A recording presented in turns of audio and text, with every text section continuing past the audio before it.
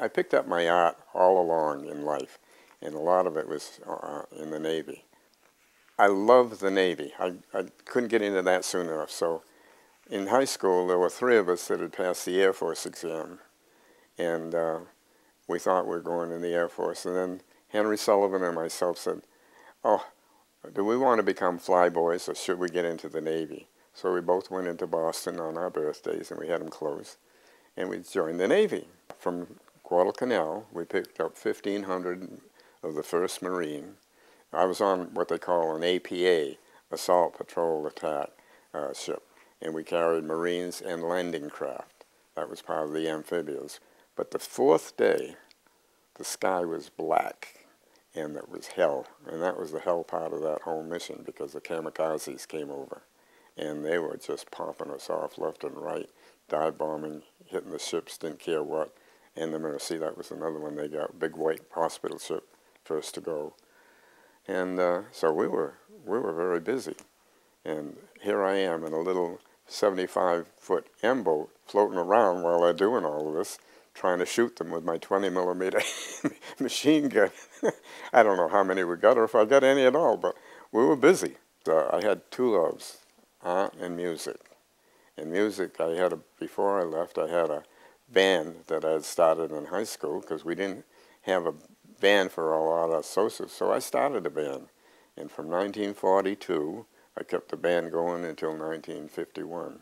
What was the name of the band? It was Chet Kennedy's Men of Melody. And it was great. It was a wonderful thing. One of the best things that happened to me was getting into public health. And it changed my whole thinking and my whole process of finding out that people cared, and the people in public health really care. And it's been going on for a long time, and the museum is beginning to show that they were caring way back before we became a country in what they were doing. So that it's a big honor. It's a real big honor, and I just thank everybody. But to me, I thank them for what they've made my life. And to me, being in public health has made a difference in my life, because it's been my life, and I love it. And the idea of the museum was born back in 1973, when I got all these students together and made a presentation to Dr. Fischette.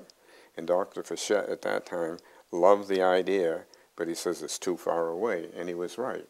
It's a long way away before I had 93 come in. So all of them were part of the working team that came into, that's the back of the museum. This is what my wife cut out of an apple tree, my grandmother's apple tree, in art school. And it's a beautiful piece of wood sculpture that she did. And all of the shells and so forth, she was great at putting the shells together and making arrangements. She was a fantastic artist that could have been one of the best host illustrators in the country if it hadn't been for her multiple sclerosis.